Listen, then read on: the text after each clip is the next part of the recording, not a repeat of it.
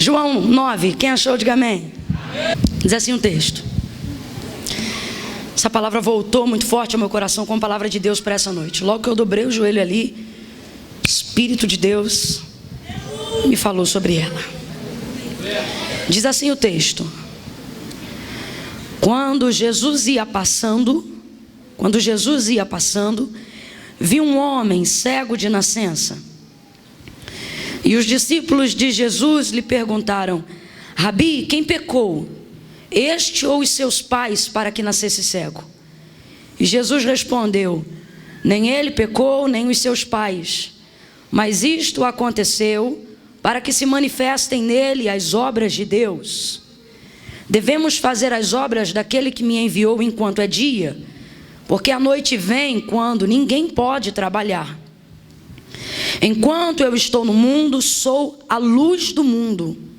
E tendo dito isto, cuspiu na terra, fez lodo com a saliva e aplicou-o nos olhos do cego. E disse: vai, lava-te no tanque de Siloé, que significa o enviado. E o cego foi, lavou-se e voltou vendo. Então os seus vizinhos e os que dantes o tinham visto a mendigar, perguntavam: não é este o que estava assentado pedindo esmolas? E alguns diziam que era ele. Outros diziam: parece com ele. Mas ele mesmo insistia, dizendo: sou eu. E perguntaram-lhe então: como, pois, se abriram os teus olhos? E respondeu ele: o homem chamado Jesus. Oh, glória! O homem chamado Jesus fez lodo ou lama, untou-me os olhos e disse: vai ao tanque de Siloé e lava-te. Então eu fui, lavei-me e pude ver. Vou repetir o verso 11 com vocês mais uma vez. Diz assim, ó. Ele respondeu: o homem chamado Jesus fez lodo, untou-me os olhos e disse: vai ao tanque e lava-te. E então eu fui e lavei-me e pude ver. Diga amém por essa palavra. Oh, glória a Deus. Podeis assentar. Glória a Deus. Aleluia. Aleluia. Glória a Deus. Glória a Jesus. Esse milagre, ele se torna muito específico, muito conhecido, muito famoso, instigante, interessante, mais do que até outros milagres que estão também na própria Bíblia Sagrada, porque João vai dar uma tônica, uma ênfase acerca do contexto com que esse cego foi curado. Ele vai dizer que este era um homem que era cego, mas a sua cegueira era de nascença, ele nasceu cego. E não aos olhos de Jesus, porque para Deus coisa alguma é difícil, nada ali é impossível. Alguma coisa é difícil para o Senhor, gente?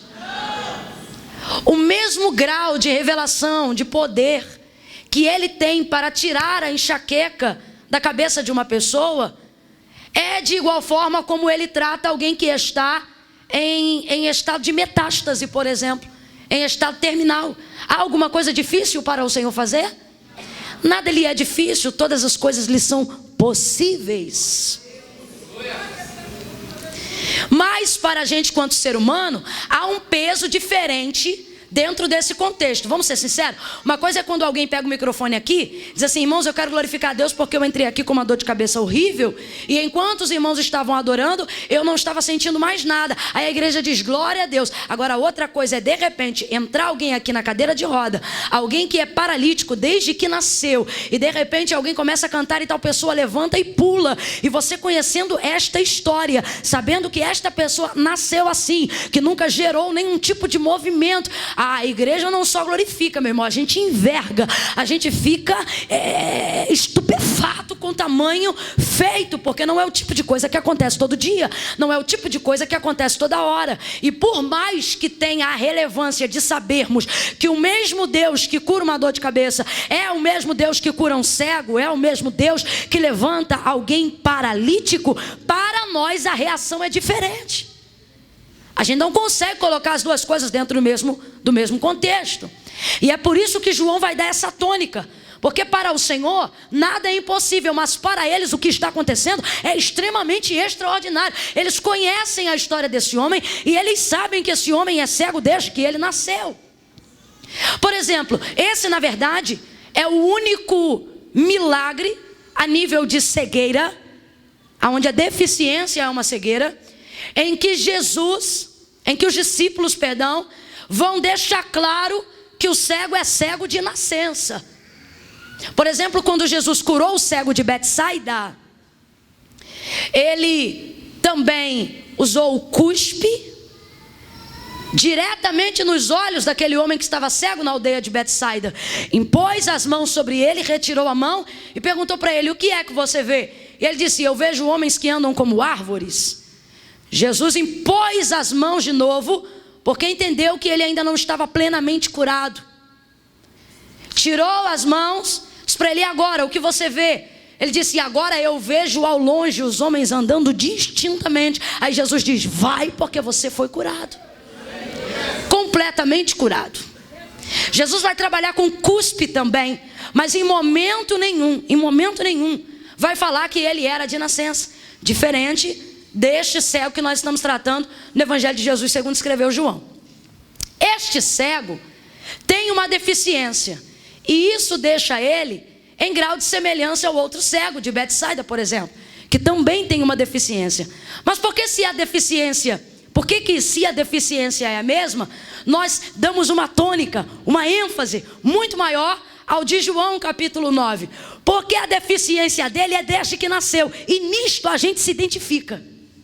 Por quê? Porque nós precisamos entender que as deficiências, elas não transitam apenas numa área externa. E quando nós usamos um texto como esse, que traz a narrativa de uma história que de fato aconteceu, e eu não estou falando apenas dos milagres de Jesus, porque o próprio João vai deixar claro em seu livro, e ele vai dizer que se todos os milagres de Jesus fossem escritos, nem todos os livros do mundo poderiam conter todos os seus feitos. Tamanha a quantidade de milagres que Jesus realizou, porque o seu coração se movia de compaixão para todos. Jesus realmente é um tópico, é um tema totalmente inesgotável. É impressionante como mesmo depois de mais de 2000 anos, as pessoas continuam falando sobre ele e não se esgotam as mensagens sobre ele, e a gente vai vendo que ele realmente é água viva, é o poço que quanto mais a gente tira, mais a gente se aprofunda em querer beber dessa água. Ele mesmo disse que todo aquele que recebesse, receberia também nele a sua palavra, e a sua palavra dentro do nosso interior seriam como rios de água viva que jorrariam para a eternidade. Jesus é a fonte que não esgota, Jesus é o assunto que não acaba, Jesus é o poder que não passa, a evidência de uma realidade contemporânea, contínua, para sempre em nosso meio. Por isso Tiago vai dizer: ele é o mesmo ontem, hoje e será eternamente. Agora, contudo, nós vamos ver a diferença desses milagres. Ele entra na casa da sogra de Pedro, lhe impõe as mãos e a febre a deixa imediatamente. É milagre ou não é? É, porque não foi remédio, não foi nada, foi Jesus. Saiu de uma maneira inexplicável. Tudo aquilo que é feito de uma maneira inexplicável no campo da lógica trafega no caminho do milagre. O cego de Betsaida também tem uma deficiência. Mas por que eu não uso ele para aplicar o que Deus quer falar ao nosso coração nessa noite? Porque a deficiência do cego de Betsaida não dá indicação que ele nasceu cego. Agora, este cego, eles fazem questão de dizer que ele nasceu assim. E eu não vim aqui apenas falar de uma cura estereotipada. Eu não vim aqui pregar do Jesus que cura o câncer. Eu não vim aqui pregar do Jesus que cura das enfermidades. Nós conhecemos ele, sabemos que a sua palavra é a verdade. Sabemos que o seu nome é poder. Sabemos que ele levou sobre si todas as nossas dores. Sabemos que ele nos deu o direito de guerrear com autoridade contra todo mal, a partir do momento que pelo derramamento do seu sangue, oh aleluia, levou sobre si todas as nossas enfermidades. O castigo que nos traz a paz estava sobre ele, e pelas suas pisaduras nós fomos. Mas nós não podemos fazer o uso da evidência desse sangue apenas para falar de uma cura estereotipada, onde as pessoas buscam a Jesus para curá-los de suas deficiências temporárias. Isso está deixando o evangelho de Cristo muito raso na boca de muito crente. Estamos trazendo um evangelho de um Cristo poderoso para curar do câncer, de um Cristo poderoso para curar da AIDS, de um Cristo poderoso para impor as mãos sobre o cego de Betsaida e impor a mão de novo como se fosse uma campanha, como se fosse um processo de oração, como se fosse uma cura gradativa, porém real, para que depois ele saia curado. Mas estamos esquecendo das maiores deficiências, quais? Aquelas que nascem com a gente. Por isso o cego de João 9 identifica-se perfeitamente com o tipo de evangelho que Cristo quer que nós vivamos no século 21. Por quê? Duas verdades. Primeiro, o milagre que acontece na vida dele é um milagre participativo. Quando perguntam para ele como você foi curada, ele diz assim, como você foi curado? Ele diz assim, o homem chamado Jesus jogou lama, eu joguei água e vi. Aí perguntam de novo, como você foi curado? E ele diz, o homem chamado Jesus jogou lama, eu joguei água e vi. Sabe o que ele está dizendo? Como você foi curado? Eu participei, ele fez a parte dele e eu fiz a minha. Ele fez o que ele tinha para fazer e eu fiz o que ele me mandou fazer. Alivia o compressor para mim, por favor, um pouquinho. Então veja bem, o cego de João capítulo 9 é alguém que nasceu cego. E talvez você diga, irmã Camila, o que eu tenho a ver com isso? Meu irmão, nós temos mais a ver com isso do que nós imaginamos. Davi e Jeremias vão entrar em comum acordo, mesmo sem se conhecerem, acerca de algo. Eles vão dizer assim, em pecado fui gerado e em pecado me concebeu a minha mãe. Pode um feto pecar dentro do ventre da mãe? Não, não pode. Ele está falando da sua natureza caída. Ele está falando da sua natureza adâmica. Paulo vai falar sobre isso de maneira mais rasgada quando ele vai escrever a carta aos Romanos, capítulo 7. Ele vai dizer assim, o querer bem está em mim. E todas as vezes que eu vou executar o bem que está em mim, encontro uma outra lei operando nos meus membros, isto é, na minha carne, que opera contra o bem que eu quero fazer. Ocorre então que o bem que quero fazer, por causa disso não faço, mas o mal que eu não quero, esse faço. Miserável homem que sou, quem me livrará do corpo desta morte? Paulo está revelando o nível da sua deficiência. Ele está dizendo, eu tenho consciência, mas por causa da lei do pecado que opera na minha carne, vez ou outra eu me vejo fazendo o mal que eu não quero e deixando de fazer o bem que quero. Aí ele vai finalizando a narrativa do capítulo 7 dizendo, miserável. Miserável. De que deficiência ele está falando? Um homem crente como ele, porém com um espinho na carne. Um homem poliglota, um homem que foi levado à terceira dimensão e atmosferas celestiais. Um homem que sabia falar muito bem, com traquejo, com eloquência, com vernáculo. Mas quando lhe perguntaram o que foi que ele viu lá, ele disse que palavras não poderiam descrever aquilo que ele ouviu. Eu não estou falando de irmã Camila, que fala mal o português e entende alguma coisa do espanhol, não. Eu estou falando de um homem versado na língua. Eu estou falando de alguém trabalhado nas palavras. Mas ele diz que aquilo que ele viu, ele não poderia expressar. Ele vai dizer, olha, o que o olho não viu, o ouvido não ouviu, são as coisas que o Senhor tem preparado. Olha, me faltam palavras para descrever aquilo que eu vi. Este homem tão crente, tão santo, tão de Deus, vai dizer, o querer bem está em mim, mas quando eu vou fazer, encontro um mal. Ele está dizendo, eu tenho consciência do bem, mas também tenho consciência de que eu sou. Porque todos pecaram e destituídos foram da glória de Deus. Essa natureza caída cria em nós as maiores deficiências. Quais? Aquelas que não podem ser diagnosticadas pela medicina. Existem coisas acontecendo em nosso meio. Pessoas com deficiências em nosso meio, mas elas não buscam tratamento e não querem o tratamento. Por quê? Porque eis a diferença de você adquirir uma deficiência ao longo do caminho e você nascer com uma deficiência. Qual é a diferença? Quem nasce com ela se adapta a ela. Então, na verdade, se te tirar aquilo, é que a tua vida te torna desconfortável. Por quê? Porque tu nasceu com aquilo. Tu cresceu com aquilo. Você só fala daquilo. Você só vive aquilo. Para um malicioso, ficar uma semana sem falar mal de alguém é crise de abstinência. Porque ele fala mal dos outros desde que ele se entende por gente. É um exemplo, só para a gente entender. é uma pessoa que está dentro da atividade da promiscuidade. Ficar uma semana sem sexo, para ela é uma crise de abstinência profunda. Por quê? Porque ela já aprendeu a ser assim. E se eu te disser que tudo isto faz parte de uma natureza deficiente e caída? Você vai querer a cura? Você está disposto a largar as suas muletas? Orabacante, o rebaraço e narabaraçé.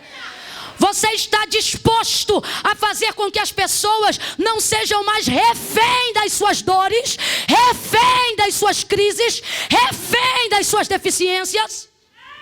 E por que eu estou dizendo isso? Porque tem muita gente vítima de uma deficiência que não quer ser verdadeiramente curado. Por quê? Porque ele torna os outros refém da sua dor, para ser bajulado o tempo todo, para ser cuidado o tempo todo, para ser amparado o tempo todo. Ovelhas que não amadurecem, ovelhas que não crescem. Por quê?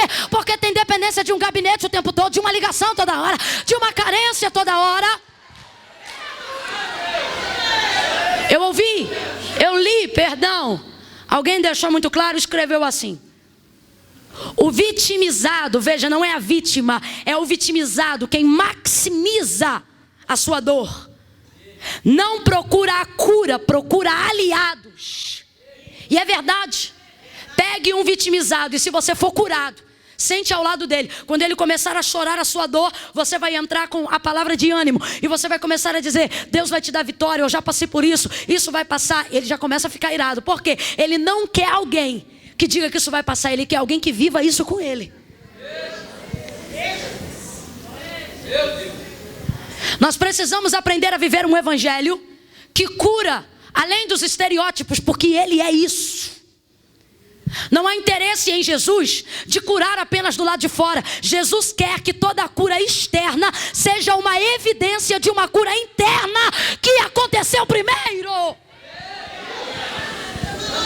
Este cego é a tipologia perfeita disso que eu estou falando. Quando você vai meditar no texto de Marcos capítulo 5, você vai ver que o que eu estou falando fala do caráter de Cristo. A Bíblia diz que uma mulher com fluxo de sangue vai sair de casa com uma ideia fixa de fé, dizendo: se tão somente eu tocar na orla das suas vestes, eu serei curada. Se tão somente eu tocar na orla das suas vestes, eu serei curada. Se tão somente eu tocar na orla das suas vestes, eu serei curada. E o texto diz que ela vai, encontra Jesus, passa por entre a multidão, vem por detrás, estende a mão e toca. E aí o texto vai dizer assim: e imediatamente ela foi curada, estancou e sentiu no corpo estar livre daquele flagelo. Ela foi curada, dali ela podia ir embora na hora. Mas o texto vai dizer que Jesus diz assim: quem me tocou? Senhor, a multidão te aperta, os discípulos respondem. E tu te perguntas quem te tocou? Ele diz: sim, alguém me tocou porque de mim saiu poder. Alguém me tocou porque de mim tomaram virtude. Alguém me tocou porque de mim receberam a cura. É o que Jesus está dizendo. Aí o texto diz que Jesus vira para trás. Olha o texto: e virava para trás para ver que isto fizera. Olha o que o texto está dizendo: e virava para trás para ver que isto fizera. Jesus não estava procurando quem fez, Jesus estava procurando quem ele sabia que tinha feito. Há uma diferença. Ele não está procurando uma pessoa, ele está procurando ela. O que ele está querendo dizer é: por onde você está escondida, porque eu sei quem você é. Há um artigo definido no capítulo 5, lá no verso 34. E virava para trás para ver que isto fizera. Mas ela, tremendo e temendo, não queria se apresentar, porque a sua condição aos olhos dos homens era uma condição de imundícia, mas ela já havia sido curada. Quando ela se apresenta, Jesus diz: quem me tocou? Aí ela aparece e diz: fui eu, Senhor. O texto diz que ela aparece tremendo. O texto diz que ela aparece tremendo, apavorada, e ela diz: fui eu, Senhor. Provavelmente ela está preocupada. Por quê? Porque ela pegou uma coisa que não era delas. Perdão, ela pegou uma coisa sem pedir e não foi roubo. Já parou para pensar nisso? Ela pediu a Jesus? Ela falou com Jesus? Foi lá, tocou e recebeu. Pediu? Pediu? Não pediu. Pegou o que queria sem pedir, não foi roubo. Está apavorada. Jesus está dizendo para mim e para você: fique tranquilo, não foi roubo, porque estava comigo, mas era dela. É gente assim que Jesus está procurando. Gente motivada em buscar aquilo que reconhece que está com Ele, mas é nosso por direito dele mesmo. Fui eu, Senhor, quem te tocou. Aí ele diz: filha, filha, você não está percebendo, mas Jesus está curando ela de novo. Quando ele diz filha, essa mulher nunca mais ouviu essa palavra. Há 12 anos ela está segregada da sociedade. Há 12 anos ela não entra em Jerusalém. Há 12 anos ela não toca o tamboril para cantar a canção de Miriam. Há 12 anos ela não celebra a Páscoa. Há 12 anos ela não entrega uma oferta. Há 12 anos ela não tem vida conjugal, se é que ela ainda tem marido. Há 12 anos ela não abraça e não é abraçada. Há 12 anos ela está distante da sociedade. E depois de 12 anos Jesus olha para ela e diz: filha. Não, você não está entendendo. O que Jesus está dizendo é: você é da casa de Israel, você tem parte no meu sangue, você é ovelha, filha. Oh, aleluia.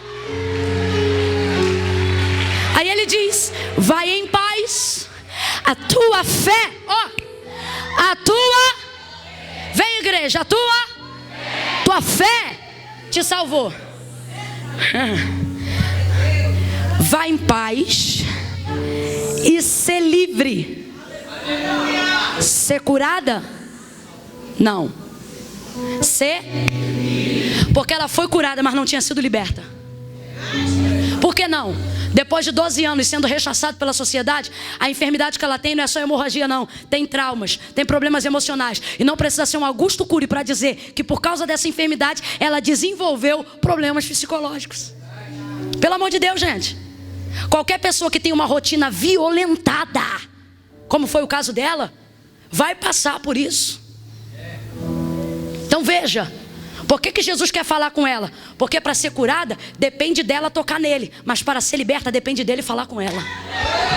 Por que as pessoas no nosso século entram aqui para fazer campanhas, são curadas e vão embora? Por quê? Porque elas querem a cura, elas querem o carro, elas querem a casa. A libertação não, porque libertação requer confronto. Libertação requer denúncia. Libertação requer você dizer: Jesus, eu estou aqui. Libertação requer Jesus virando para trás e dizendo: confessa, te anuncia, quem é você? Pronuncia, vem para frente, vem para o meio, me encara. Ei! Proximidade. Por isso a rede social cresce tanto, porque os relacionamentos superficiais são bons. São relacionamentos onde todo mundo é maravilhoso, onde todo mundo é perfeito, onde todo mundo é lindo. Por que as pessoas se distanciam cada dia mais de um relacionamento profundo? Por que tem gente que não consegue manter relacionamento com amigos antigos? Porque os antigos conhecem o seu defeito. Os novos são bons porque só me apoiam. Eles ainda não me conhecem. Quando ela toca, ela recebe o que ela quer. Mas quando Jesus fala com ela, ela recebe mais do que imaginava. São áreas de cura. Áreas de cura que não podem ser estancadas pelo nosso toque. Áreas de curas que só podem ser estancadas pelo toque de Jesus. Deficiências que nascem conosco. E por que eu estou sendo maçante nisso? Porque eu quero que você entenda que tem deficiências aí, que nasceram com você, e que por mais que você esteja acomodadas a elas, elas não devem caminhar com você. Não devem. Por mais que elas te gerem alguma comodidade, por mais que elas te gerem algum medo da sociedade, elas não devem caminhar com você. Texto vai dizer que este homem era cego de nascença. E o que é essa deficiência? Gente, é complicado porque o texto fala de cuspe. E todo mundo sabe que cuspe faz alusão a desprezo. Sim ou não?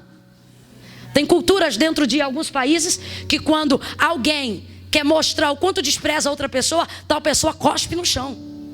Agora você imagina, eu não estou falando de cuspir apenas no chão. No caso do cego de Betsaida, por exemplo, Jesus vai cuspir diretamente nos olhos do cego. Aí você diz assim: meu Deus, eu não consigo nem imaginar um Jesus cheio de compaixão, um Jesus cheio de misericórdia, um Jesus cheio de amor, de repente cuspir nos olhos de alguém. Haja vista que o cuspe está tão ligado ao desprezo, tão estão ligados àquilo que é desprezível. Irmã Camila, será que Jesus está desprezando esses homens? Porque nos dois casos relativos à cegueira, ele vai trabalhar com o método do cuspe. Será que Jesus está desprezando esses homens? Não, perceba, Jesus não vai colocar o cuspe no braço, Jesus não vai colocar o cuspe na cabeça, Jesus não vai colocar o cuspe nas pernas, Jesus vai colocar o cuspe somente na região dos olhos. E talvez você diga, irmã Camila, Jesus cuspiu nos olhos do cego. Não, Jesus não está desprezando ele, Jesus está desprezando a cegueira, Jesus está desprezando a enfermidade. Não, você não entendeu. Jesus está dizendo: ei, eu vou trabalhar com você, mas não fique assustado quando eu usar um método que te confronta, quando eu usar um método que te humilha, quando eu usar um método que te deixa constrangido. Não fique achando que eu estou desprezando você. Quando Jesus cospe na região dos olhos, ele está dizendo: você eu quero, mas essa deficiência sai. Você eu quero, mas essa deficiência eu desprezo. Oh, meu Deus do céu, sabe o que Jesus está dizendo? Que esta deficiência, ela não é nada. Quem está entendendo, diga amém. Jesus, quando coloca o cuspe na região dos olhos do cego, o que ele está dizendo é isso: a sua deficiência não é nada. Faz assim comigo. Faz assim. Isso aqui é quando você tem um assunto tão para tratar que você não dá nem trela, você já faz assim. É assim ou não é? É assim ou não é? O cuspe de Jesus nos olhos do cego é Jesus dizendo para a cegueira: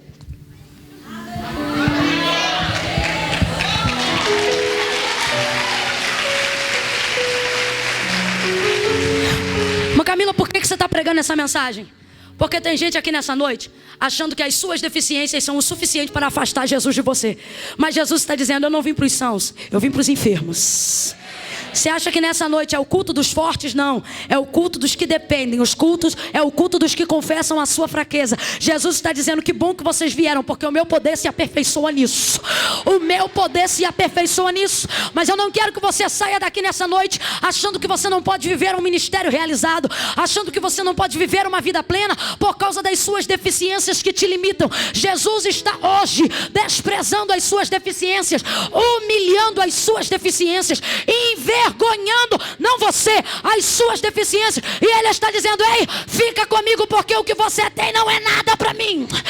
Isto aí que te impede não é nada para mim. Nada. Nada. Jesus vai tratar uma deficiência tão grave em nosso meio como se ela não fosse com cuspe, irmão. Não é com óleo, não. Com cuspe.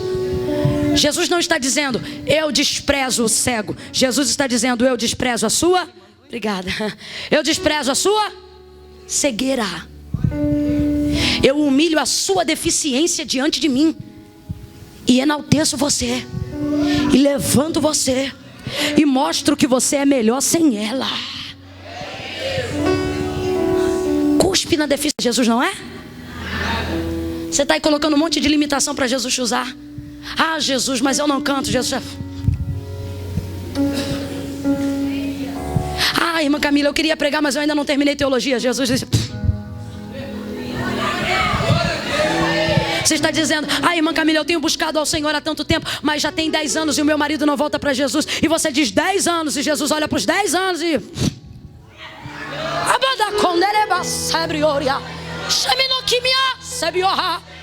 Você diz: ah, eu queria tanto fazer a faculdade, mas eu tenho dislexia. Jesus olha para a sua dislexia e o que você tem?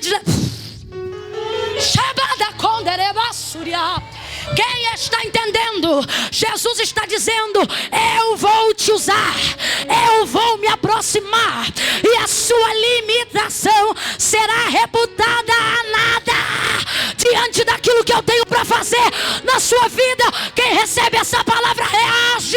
Levante a sua mão e diga: eu aqui, Jesus. Eu aqui, Jesus.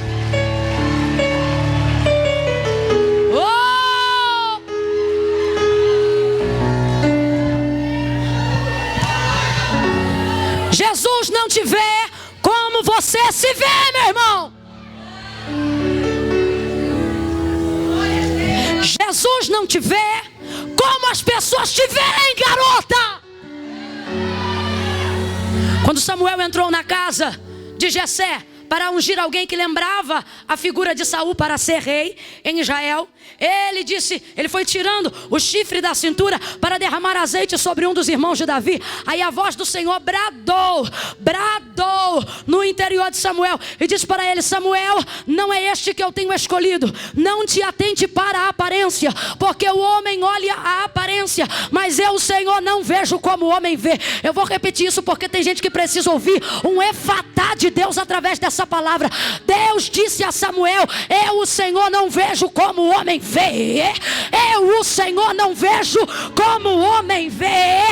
Eu, o Senhor, não vejo como seu pai te vê. Eu, o Senhor, não vejo como sua mãe te viu. Eu, o Senhor, não vejo como seu marido te vê. O homem olha a aparência, mas eu conheço a intenção. Eu conheço o coração.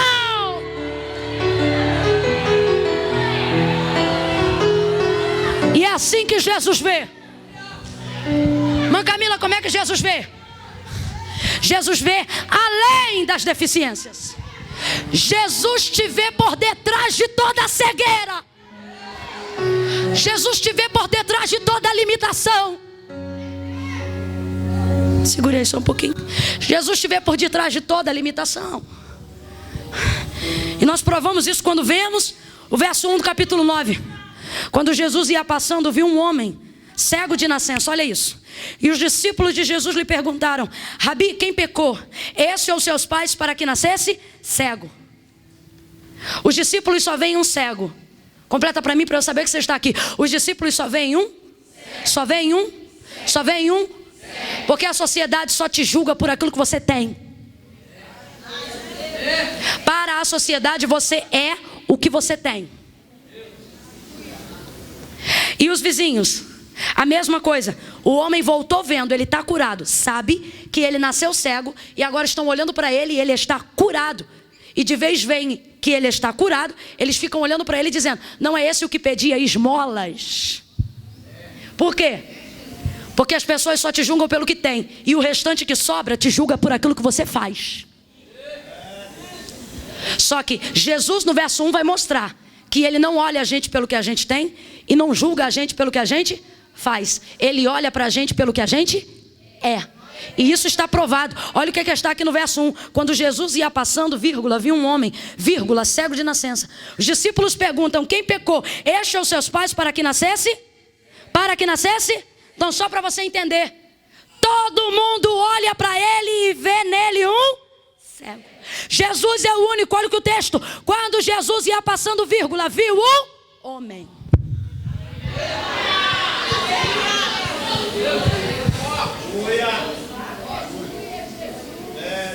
Porque só olham para aquilo que ele tem, só olham para aquilo que ele faz. Mas Jesus consegue ver que independente do que ele tem, independente do que ele faz, sabe quem ele?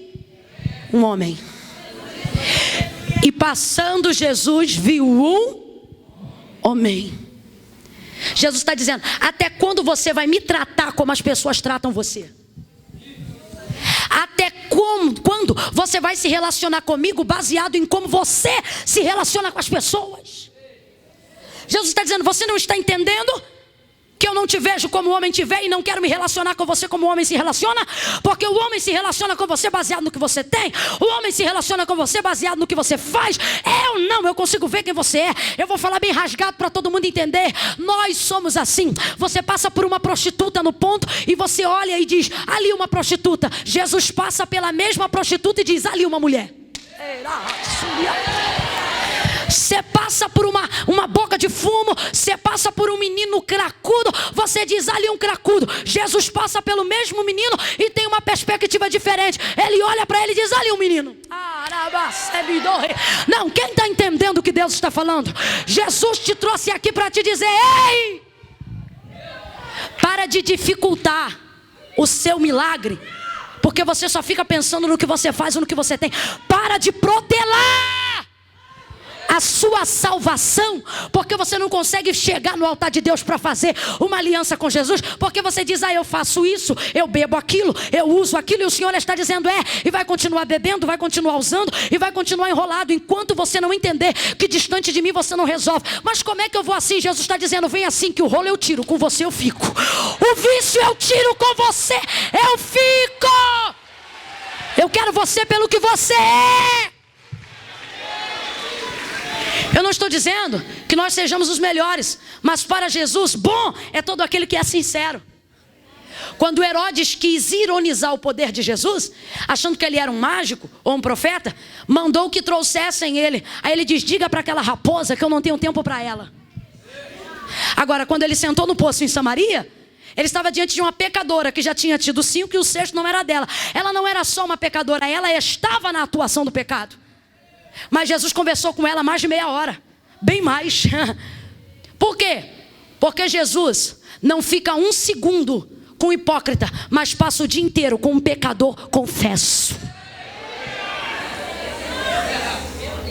Irmã Camila, o que você está dizendo? Mostre a sua identidade, não importa o quão mal ela esteja. Mostre para ele quem você é, não importa o quanto isso te envergonhe no momento. Não se relacione com Deus baseado no que Ele tem. O Senhor não aceita suborno, isso está na palavra. Estamos vivendo um tempo onde as pessoas querem se relacionar com Deus baseado em suborno, ofertas que põem Deus na parede, montes que confrontam, jejuns e votos que deixam Deus sem saída. Aonde? Aonde? Você acha que Jesus quer você baseado no que você tem? Acorda, nada do que você tem chama a atenção dele. Não, isso é tanto para uma coisa quanto para outra. Há quem tenha muito e acha que vai chamar a atenção porque tem. Jesus está dizendo, nada do que você tem chama a minha atenção, porque tudo que você tem passou pela minha mão para chegar na tua mão. E quem não tem nada também não tem que vir para cá arrastando chinelo, achando que humildade é ser pobre, porque uma coisa não tem nada a ver com a outra. E quando eu falo isso eu gosto até de lembrar que rico nunca me humilhou não, mas de pobre eu já ouvi cada uma. Então uma coisa não tem nada a ver com a outra. Aí vem pra cá chorar porque não tem. Aí eu não vou conseguir ser porque eu não tenho. Aí eu não vou conseguir fazer porque eu não tenho. Aí eu não consigo viver com Deus porque eu não tenho. E o Senhor está dizendo, você acha que eu te quero porque você tem? O que você tem não me chama atenção. E o que você deixa de ter também não. Porque eu não quero me relacionar com você baseado no que você tem. E o que você faz? Ai, mãe, eu não posso ir por causa do que eu faço. Está com vergonha do que faz. Jesus está dizendo, a tua vergonha é para o homem, porque a mim você não me escandaliza. E por que você não escandaliza Jesus? Tem gente aqui que não consegue confessar o pecado diante de Jesus, porque depois que peca, Satanás deixa sozinho. Aí a gente fica com vergonha de falar com Deus. E o Senhor está dizendo, vem falar comigo, vem falar comigo. Ah, mas depois do que eu fiz, como é que eu falo com Deus? E o Senhor está dizendo, rapaz, você está achando que o que você fez vai me escandalizar? O que você fez escandaliza teu pastor. O que você fez escandaliza teu irmão. O que você fez escandaliza tua mulher. Ah, Deus ninguém escandaliza. O Senhor está dizendo, eu vi quando você pecou, que dia você pecou, com quem você pecou, e eu sabia que você ia pecar antes de você ter pecado, e eu estava lá quando você pecou. Até quando vamos colocar empecilhos no relacionamento que Deus quer ter com a gente? Adão pecou, se escondeu, Deus vem do mesmo jeito que vinha antes, vem ou não vem? Mas procura, cadê Adão? Não está lá, porque pecou. E ele diz, Adão, onde estás, Adão? Gente, Deus não sabia onde Adão estava? Sabia ou não sabia? Sabia o número da árvore e a semente, quantas folhas ela tinha, quantas caíram naquele dia. Ouvi a tua voz e temi. Temeu por quê? Porque você baseia o amor que eu tenho com você baseado no que você faz. Você ainda não entendeu que o meu amor não falha. Você ainda não entendeu que o meu amor é incondicional. É complicado pregar isso, porque quando a gente fala isso, alguém pensa que a gente está abrindo margem para o pecado. Não, o que o Senhor está dizendo é, o teu pecado te separa de mim, mas não faz eu deixar de amar você. É só você confessar, é só você expor. Aleluia! Aleluia! Aleluia! Levanta a mão direita. direita para o céu como quem sabe que é filho amado e diga: Ele me ama.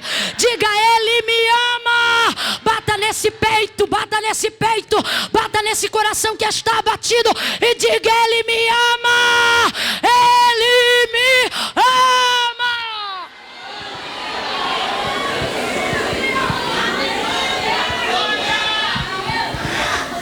Deus vai dar testemunho de Jó a Satanás. Vai dizer: tens tu visto meu servo Jó? Não há nessa terra homem. Ele não diz não há nessa terra sábio. Ele não diz não há nessa terra poeta. Ele diz não há nessa terra homem. Jesus está dizendo: eu conheço ele por trás dos títulos que a sociedade colocou nele.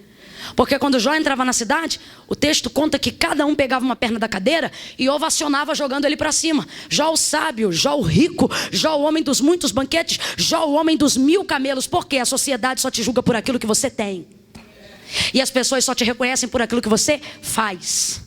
Mas quando Deus vai dar testemunho de Jó a Satanás, ele diz: tem tu visto o meu servo Jó? Não há nessa terra homem. O Senhor está dizendo: eu não quero os seus títulos. Não há nessa terra homem reto, íntegro, sincero, temente a Deus e desviado do mal, como meu servo Jó. Jó era rico, Jó era próspero, Jó era sábio, Jó era filósofo, Jó era entendido. Mas Deus não vai trazer nenhuma das características do que ele fazia, mas vai trazer 5 características de quem ele era. Aí olha o que o diabo diz: mas também tu serve a ele de balde. O que o diabo está dizendo? O que muitas vezes Lúcifer fala na boca de muita gente. Diz assim: rasgando, né? O que ele quer dizer é o seguinte: ele é porque ele tem. Ela abençoa a obra de Deus porque ela tem, né? Ela vai na igreja todo dia porque ela tem carro, né?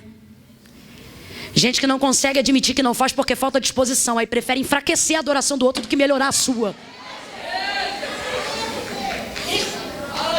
Satanás faz isso e ele usa a gente para fazer isso. Quando ele vê que não pode alcançar o grau que Deus elevou alguém, ele faz de tudo para derrubar essa pessoa de lá. O que Satanás está querendo dizer para Deus é isso aqui: ele é porque ele tem. Aí o que ele diz? Deixa eu tocar no que ele tem para o Senhor ver quem ele é. É tipo assim. E Deus? É como se Deus respondesse na mesma porção. Aí é como se Deus dissesse assim: então vai lá, toca no que ele tem para tu ver quem ele é. E ele vai lá e toca. E toma tudo que ele tem. Toma tudo que ele tem? Sim ou não? Sim. Toma tudo que ele tem. Depois de perder tudo que ele tem, ele dobra os joelhos e ele diz: Deus deu, Deus tomou. Foi a maior vergonha que Satanás já passou na história antes de Cristo. Por que, irmã Camila? É vexatório. Por que, irmã Camila? Porque que foi Deus que deu, tudo bem, mas não foi Deus que tomou, não. Vamos falar a verdade. Quem tomou? Vamos falar a verdade. Quem tomou? Então o diabo está ali ao derredor, esperando receber os créditos da destruição. Só que Jó me abre a boca e diz: Deus me deu. E o diabo está ali com sede de sangue: mas eu destruí, mas eu tomei. E ele me abre a boca no meio da adoração e diz: Deus deu, Deus tomou. Não, você não está entendendo. Sabe o que ele está querendo dizer para Satanás? Ele está dizendo assim: não reconheço o teu poderio, não reconheço a tua hierarquia, desconheço o seu governo sobre a minha vida. Quem me deu foi Deus, e se tomou foi vontade de Deus, porque eu não reconheço o teu governo sobre as minhas coisas, não reconheço o teu governo sobre a minha família. Satanás sai dali irado, pastor. Vai para Deus e pede a vida de Jó e diz: pele por pele, vida pela vida, e tudo que o homem tem pela sua vida, isto ele dará. O que ele está dizendo? Deixa eu matar ele? Aí o Senhor diz: não. Por quê? Porque você achou que ele era quem era por causa do que ele tinha. Agora que você viu que ele é, independente do que ele tem, você quer matar ele, porque a vida dele sem nada acaba contigo mais do que ele tendo as coisas. Não sei se você entendeu. Você às vezes passa um processo e você diz: Deus está me provando. Deus está dizendo: não, eu estou glorificando o meu nome na tua vida. Eu estou glorificando o meu nome na tua vida. Agora no capítulo 42, Deus não deixa Jó terminar a história dessa maneira. No capítulo 42, Deus virou. Senti uma chave de Deus aqui agora. Aleluia. Se você acredita no exercício da palavra profética, toma posse dessa chave. Deus virou, vai virar. Eu quero crer que 2018 vai ser um ano onde, depois de tantas perdas, de tantas dores, Deus vai usar uma chave de ignição que vai virar. Vai virar quando quando a gente menos espera, Deus vira o cativeiro de Jó. Enquanto ele orava pelos seus amigos, aí deu a ele em dobro, deu a ele muito mais. Completa para mim, deu a ele muito? Deu a ele muito? Deu a ele muito mais de tudo que antes ele possuía. Que é Deus dizendo? É Deus dizendo. Isso é para que fique claro. Isso é para que fique claro. Que se você está achando que ele é porque ele tem, eu vou deixar ele passar um processo difícil para você ver quem ele é. Mas eu quero deixar claro que depois, gente, Deus está dizendo aqui para alguém, há um depois ainda na tua história. Mas depois eu vou dar de novo a ele tudo. Não o que ele tinha, vou dar mais. Por quê? Porque teve coisa que ele perdeu que não volta, pastor. A gente fala sobre restituição. Jó viveu a restituição das coisas, não das pessoas. Porque pessoas não se restituem. Tem coisas que a gente perde ao longo da jornada que para Deus glorificar o nome dele, ele não devolve. Tem de ficar a marca da experiência vivida, para mostrar que a gente também não ama a Deus só pelo que ele faz, mas por quem ele é. Agora, Deus é tão generoso que tudo aquilo que ele não restitui, ele dobra para compensar aquilo que não pôde restituir. Então Deus vai trazer em dobro tudo aquilo que Jó antes tinha. É Deus dizendo, para que fique claro, que ele não é porque tem, mas tem porque é. Vou dar porque ele é. Está entendendo o que é que Deus está falando? Quando Jesus passa por este homem, todos veem um cego, mas Jesus vê o homem. Jesus está dizendo, eu não quero conversar com quem você quer ser, eu quero conversar com quem você é. Eu não quero falar com quem você diz que é, eu quero falar com quem você é. Eu não quero falar com a reputação que você montou, eu quero falar com o dono do caráter da sua alma. E os discípulos passam, olham para a vida do cego e dizem, Rabi, quem pecou? Ele ou os seus pais, para que nascesse cego? Jesus vai quebrar na emenda, nem ele nem os pais. Jesus está acabando com essa cultura de karma dentro da cultura judaizante, onde eles acham que alguém tem que ter pecado para essa pessoa carregar essa carga. São pessoas que querem rotular a nossa história de vida. Ela é assim porque a mãe dela era assim, ele é assim porque o pai dele era assim. O Senhor está dizendo, não, ele é assim porque eu decidi glorificar meu nome e mudar a história da geração da família dele. Agora veja, tem gente desesperada. E a vida do cego e a sua deficiência se torna o tema da conversa dos discípulos, porque eles só falam da cegueira desse homem. Agora, não teve nenhum outro deficiente dentro do contexto de milagre que Jesus tenha operado enquanto esteve aqui na terra, que eles ficassem falando da deficiência desse cego, ou do leproso, ou do paralítico. Por quê? Porque Jesus passava e curava, não conversava, não olhava, não pregava, não falava. Só que o texto está dizendo que Jesus estava passando, e quando viu esse homem, parou e ficou olhando para ele. E aí agora eles começam a falar da vida do cego, igualzinho a nossa vida. O problema é que a gente tem que fazer igual o cego. Não está nem aí para o que os outros estão perguntando e nem falando. Ficar preparado para receber o milagre. Sabe por quê? Tem gente que chegou aqui, Jesus passou, te viu, e de vez de você se alegrar, está deixando de comer, está deixando de dormir, está deixando de celebrar, está deixando de ser quem você é. Por quê? Porque desde que Jesus te viu, o comentário no almoço é o teu nome, é o que você faz, é o que você veste. Todas as vezes que eu falo sobre isso, eu me lembro do meu período antes da minha conversão. É muito interessante, porque quando a gente está no mundo, ninguém quer saber com que dinheiro a gente paga a cerveja que bebe. Quando a gente está no mundo, não que eu bebia, mas é para generalizar, para a gente entender. Quando a gente está no mundo, ninguém quer saber com que dinheiro você paga o carro que você tem, se é roubado, se não é. Quando você está no mundo dançando no baile, ninguém quer saber se a boca que tu está beijando é do teu marido ou é dos outros. É impressionante. É você botar uma Bíblia debaixo do braço, perceber que Jesus olhou para você, que todo mundo quer saber se o dinheiro que você está comprando é seu mesmo, se a pessoa que está do seu lado é sua esposa, se você está indo para a igreja ou está indo para outro lugar, se você está indo para o culto mesmo ou se você está indo concuminar alguma coisa com o pastor. Por quê? Porque Jesus olhou para a gente e isso desperta o interesse das pessoas, mas a gente, de vez de se alegrar, fica perturbado. Não come, não dorme, reclama. E eu vou falar, porque o Senhor está falando comigo, tem gente que entrou aqui perturbado. Porque antes de ser crente, ninguém tomava conta da tua vida. Foi você decidir ter um encontro com o Senhor. Foi o Senhor parar no teu caminho, que todo mundo quer saber da tua vida, e isto está roubando a tua paz. Mas Jesus me trouxe hoje aqui para dizer, vai dormir.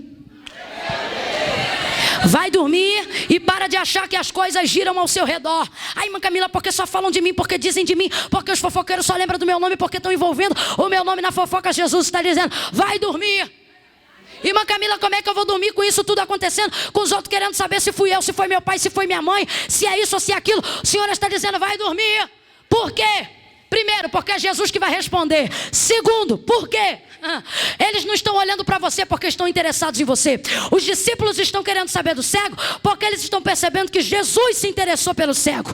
Eles não querem saber do cego. O que eles querem ver no cego é entender o que Jesus viu no cego. Aí eu te pergunto, eles vão conseguir ver? Não vão, porque nem a gente entende o que Jesus viu na gente. Que fará os outros? Jesus te trouxe aqui para dizer, vai dormir tranquilo. O interesse não é você. O que eles querem saber é o que eu vi em você. E aí eu vou ficar sem dormir? Não, eu vou dar culto de ação de graça dizendo, Jesus me viu. Jesus me viu. Levanta a mão direita e diga, Jesus me viu. É. O pessoal te dá oportunidade para cantar, tu não canta nada, mas tem maior unção na vida. Aí começa a cantar, começa em dó, termina em ré, atravessa Fá sustenido, acaba com tudo. Mas daqui a pouco a igreja está virada no glória. Aí alguém que não entende nada diz, mas meu Deus, por que ela? Porque ele não canta nada. E a gente sai do culto dizendo, Jesus me viu, filho. Jesus me viu. Mas a sociedade não vai entender, porque ela não vê como Deus vê. E eles limitam o poder de Jesus na vida desse cego. Estou concluindo. Porque eles dizem, Rabi, quem pecou? Ele ou seus pais? Sabe o que ele está dizendo? Senhor, isso não é uma pergunta, isso é um julgamento. O que eles estão dizendo é, eu sei que tem pecado, eu só quero saber quem foi. Aí Jesus vai dizer, nem ele nem os pais. Eles estão limitando, ou é uma coisa ou é outra. Eu entendo eles fazerem isso. O que eu não entendo é quando você faz isso consigo mesmo. Você quer aproveitar o encontro que teve com Jesus para determinar como ele vai operar. Aí me vem para o culto aqui, está com um problema, uma deficiência na área conjugal. Chega aqui, Senhor, porque eu estou no meu limite. Ou sai meu marido ou sai eu. Você colocou Jesus numa caixinha. Ou ele ou eu. Outros que vieram aqui e acham que o chamado é totalmente opcional. Aí vem para cá dizendo, Senhor, porque o Senhor fala comigo esse ano. Porque ou eu trabalho ou eu vivo da obra. Os dois.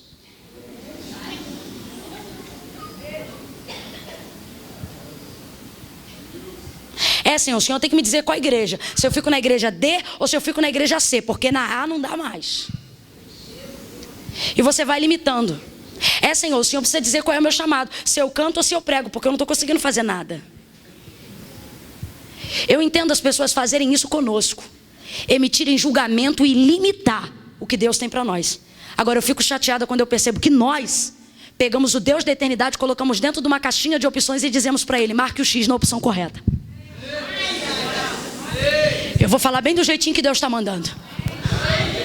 Sabe o que é isso? É você pegar Deus do trono do universo, enfiar ele dentro da caixinha da sua cachola e dizer, faz aqui. O Senhor está dizendo, ei, quando quiser conversar comigo, não me tira daqui para cá não, pula daí e vem para cá, para eu te mostrar as opções que eu tenho aqui em cima.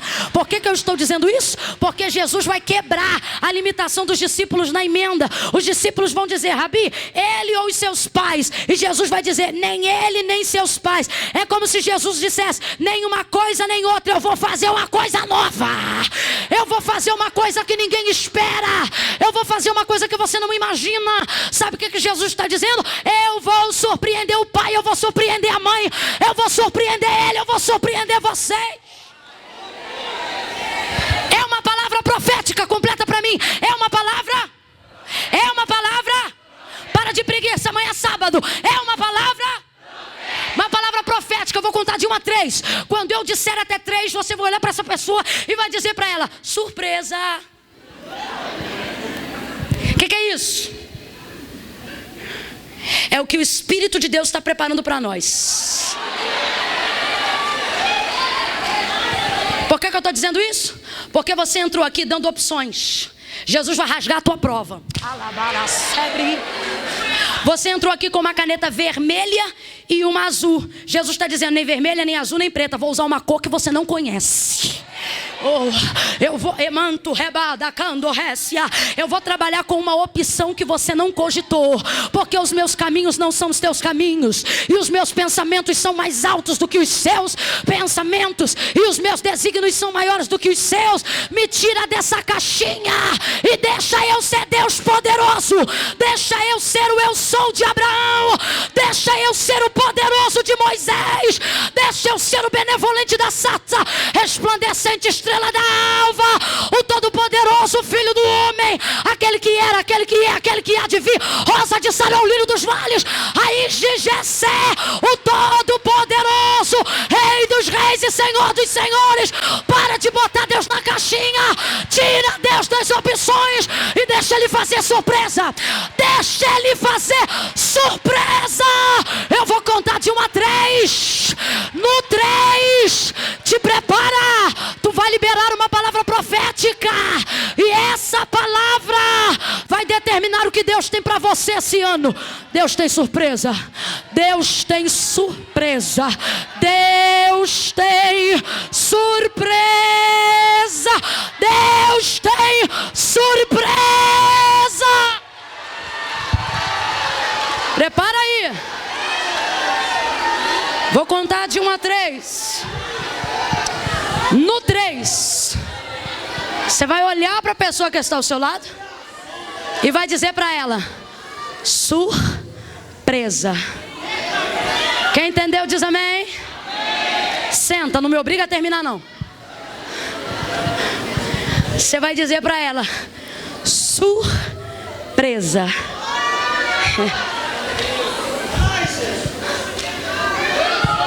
Escuta, alguém está dizendo, porque ela está ficando para titio, ou ela casa com fulano ou com Beltrano. Jesus vai surpreender, alguém vai dizer, surpresa.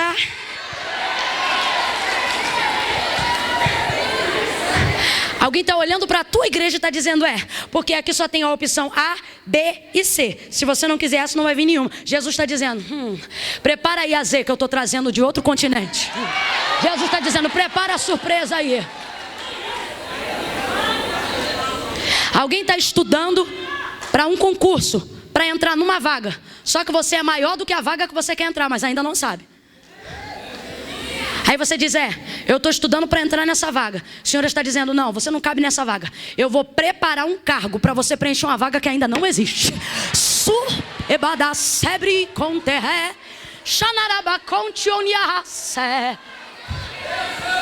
João capítulo de número 4. Sunamita, sentada no poço. Ela percebe que Jesus descobriu que ela tem um marido que não é dela. Ela confessa o pecado e imediatamente tem desejo de saber aonde ela vai para entregar a oferta para a expiação desse pecado. Porque quando ela diz assim, aonde se deve adorar, no templo ou no monte? O que ela está querendo dizer aonde eu levo oferta para a expiação do meu pecado. A adoração não tem nada a ver com essa cultura ocidental nossa. A adoração em Jerusalém é lugar de renúncia, lugar de entrega, onde eu levo a oferta. Quando Gideão quis saber se era Deus que estava falando com ele no lagar, ele não disse, se for Deus me dá. Ele disse, se for Deus espera aqui que eu vou trazer. Se tu receber, eu sei que é Deus. Tem nada a ver com essa adoração, eu vou lá na igreja para receber. Coisa da nossa cultura, tá errado.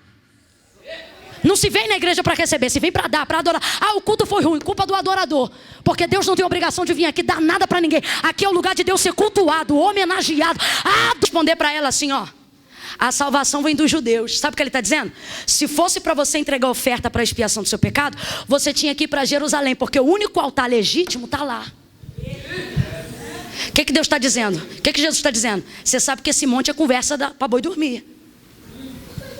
Mas ela disse o quê? Aonde eu consigo perdão? Aonde eu levo oferta para a expiação? Olha a limitação, olha como nós somos diante de Deus. No templo ou no monte? Aí olha quando eu digo que ela está no sanhaço. No templo, ela não entra, porque não pode. Vai no samaritano pisar no templo, vai morrer, vai ser apedrejado. Para os judeus, os samaritanos são cães. Você deixa um cachorro entrar aqui? Deixa? Se deixa, não deveria.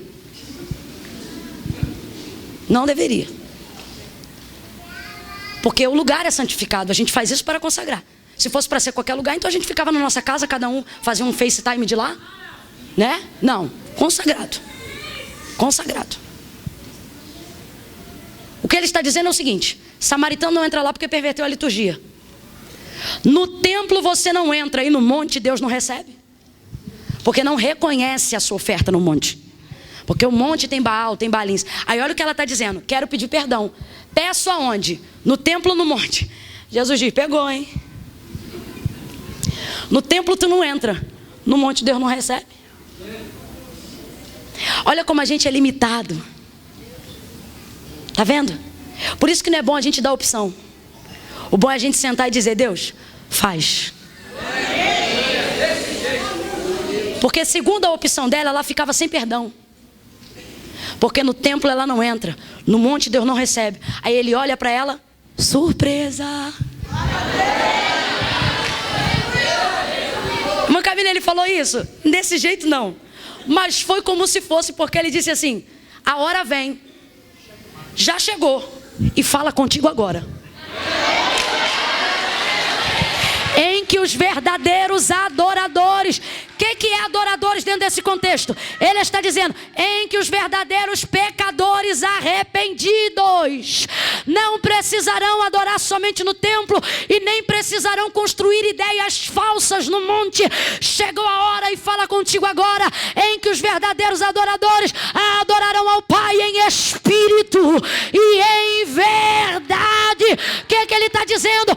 Ele está olhando para aquela mulher que teve 5 maridos. Ele está olhando para aquela mulher que estava no sexto. Ele está olhando para aquela mulher que estava limitada, dizendo no templo ou no monte, e está dizendo para ela: surpresa, o teu perdão está sentado no poço, falando contigo agora. Recebe perdão, minha filha, e perdoa ela. E ela foi perdoada. Foi perdoada onde? No templo? No monte? No poço. Mas ela pensou: vou para onde? Para o templo ou para o poço? Jesus está dizendo: vem para cá.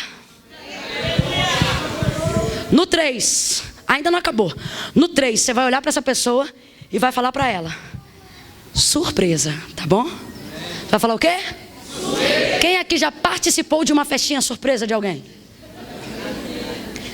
Porque é sempre assim, a gente faz dos outros, mas tá uma indignação, ninguém nunca fez para mim. Então é mais fácil perguntar se você já participou da de alguém. Você faz assim, surpresa?